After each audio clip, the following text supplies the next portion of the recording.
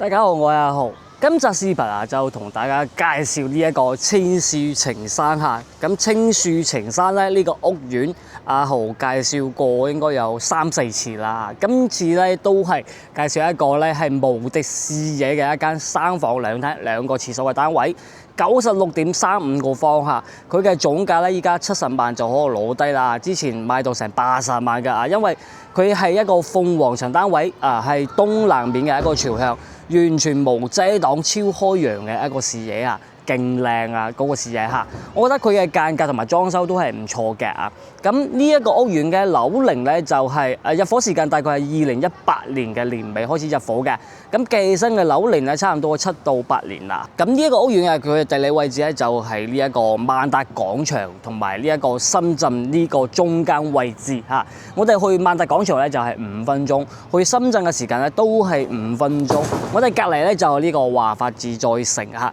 然後前面咧就係朗詩樂園。陣間我哋咧上去嗰度單位裏面睇咧就可以睇得清啊，非常之清晰嚇。隔離組又有一啲新房都可以對比嘅。咁呢個單位嘅性價比還 OK 嚇，因為我哋之前買嘅時候都係70幾萬嘅。而且咧嗰啲視野都係冇咁靚，但係呢一間嘅視野真係靚嚇，而且樓層 OK，鳳凰層單位嚇27總高係29樓嘅2梯4房標準嘅一啲住宅。咁呢度嚇，我哋去到嗰個深圳地鐵口嘅一個時間咧，大概係14分鐘咁啦，就去得到啊。車程，如果係坐公車，我哋門口有2個公車站點啊。呢度前面有一個側面呢度仲有一個2個站點。我哋坐過去嗰個地鐵口嘅話，時間咧大概坐過去16-17分鐘咁啦嚇，即係坐公車嘅時間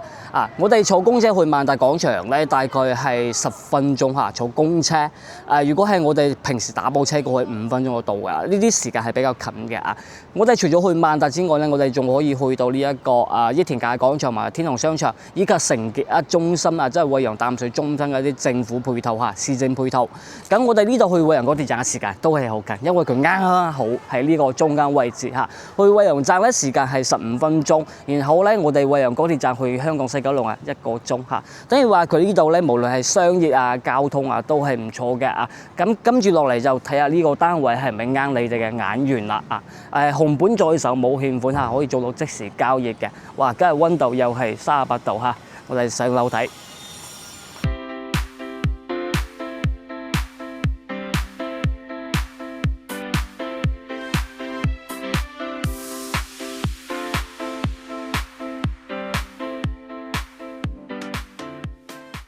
上到呢個電梯係27樓，總高層咧係29樓屬於一個鳳凰層單位2梯咧係4伙嘅。首先會見到呢度電梯係左右兩邊呢度2戶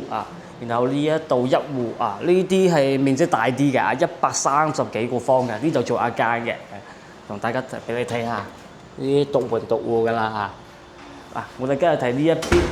樓齡咧就比較新啦呢個青樹情山雖然話今年2026年都7年咯，差唔多6到7年嘅樓齡我哋今日睇呢一間96.3個方呢一個戶型咧，我覺得佢最靚嘅一個地段咧，一定係佢開揚嘅視野首先欣賞下你睇啲裝修風格先現代時尚風嘅一個裝修風格呢種搭配得唔錯嘅。然後咧最靚就係呢一度啦。我哋先睇陽台喺度講呢一邊咧係正南面東呢度係正南，呢度係東面等於話東南面啦兩面。哇！呢啲就係叫做咩城市無敵視野勁啦，係嘛？咁呢度係冇問題嘅。然後咧我哋咧側對面就係呢個德州朗詩樂園咁朗詩樂園咧佢嗰座山嗰座山就係虎山側對面咧仲有間龍山嘅。最遠山咧就係板張嶺嗰座山最遠山係筆架山咯，即係依家係呢個白雲嗰度咁嘅一個意思灰蒙蒙又今日好似，因為今日溫度高啱啱睇咗又係38度左右真係勁今日嘅溫度。呢一度德州朗詩樂園嘅新房咧就係賣第3棟啦就係就最邊邊嗰一棟單價嚟講都去到成萬蚊一平依家係貴啲㗎啦咁呢一個咧就係比較性價比嚟講咧就係好 OK 嘅呢一間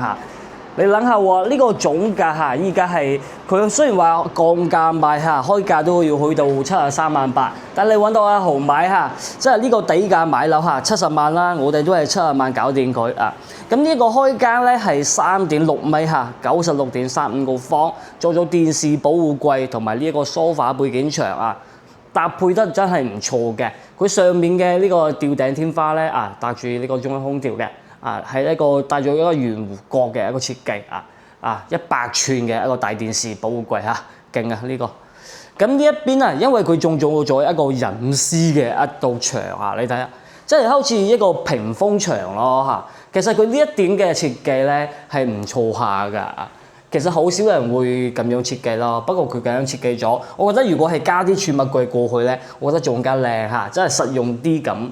咁呢度係側邊走櫃嚇，成幅牆做咗嚇，成幅牆嘅一個長度咧去到接近3米啦，2.95米啊！你睇呢個側邊走櫃，餐台啊係一啲方台嚇，呢啲方形長台咧其實係可以坐到6到人到8個人都冇問題嘅嚇，好長。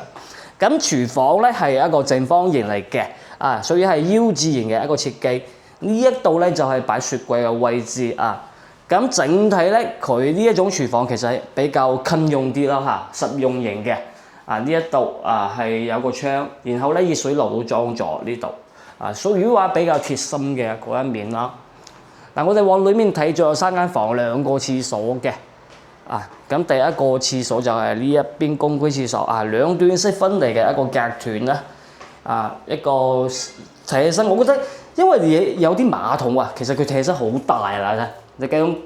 閂咗佢覺得好大啦嚇，一智能馬桶。但係你咁樣打開咧，發覺其實佢嘅一個坐嘅位置係都唔大啊，比較窄啲㗎啦，所以係。然後呢一道廁所側對面對出嚟咧就係第一間房。咁第一間房咧係屬於標準面積嚟嘅，去到11個平方米嚇，1.5米嘅一張床啦。然後呢度咧係左右兩邊都有床頭櫃嘅，3個開門嘅定製衣櫃，再加個呢個轉個櫃。然後咧，佢呢間房就帶窗台啦帶窗台，但係佢嘅呢個頂咧係比較高嘅視野同我哋陽台一模一樣嘅，無敵視野嚇呢種東南向無敵視野。我覺得佢呢個光線係真係好正因為你正南向又要向東面喎，係嘛呢度對出嚟咧就係呢間陽改房，做咗一個定製嘅，但係未擺床喎。我以為做咗榻榻米正常嚟講，如果加張榻榻米去咧更加正嚇，但係未加可能後期自己要加翻張床之類嘅，或者你攞嚟當書房嘅使用呢間房，當書房使用真係無敵喎，我覺得 OK 喎嚇，仲加咗啲 LED 氛圍燈嘅咁睇起身仲好睇呢間房嘅面積大概有9.5個平方米唔細間嘅喎。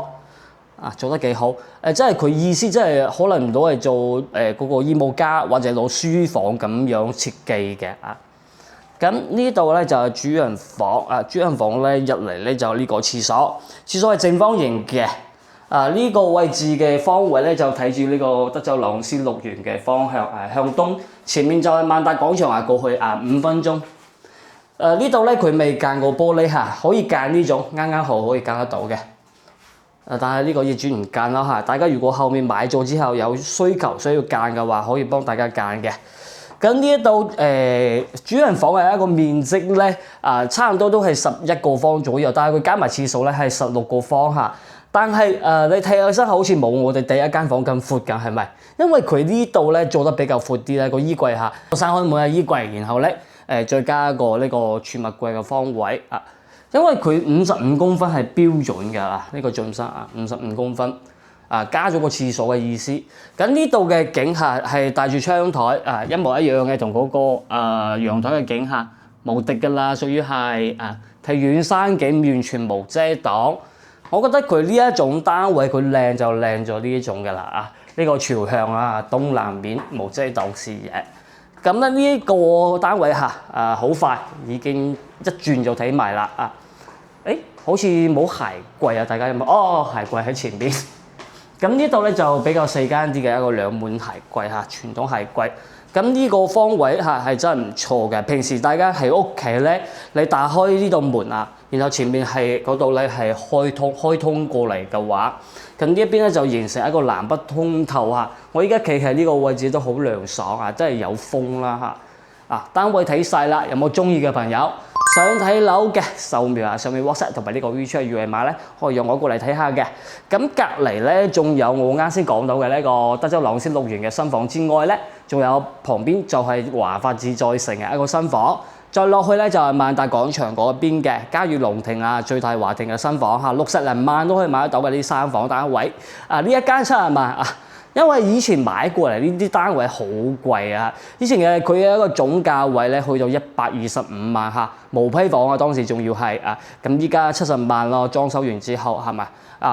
其實真正嚟講，呢種單位係值得買嚇，就係睇你點樣去衡量佢嘅一個價值啦，或者啱唔啱你啫。最緊要就係睇呢個間隔嚇，仲要睇埋呢啲視野係嘛 ？OK 㗎，真係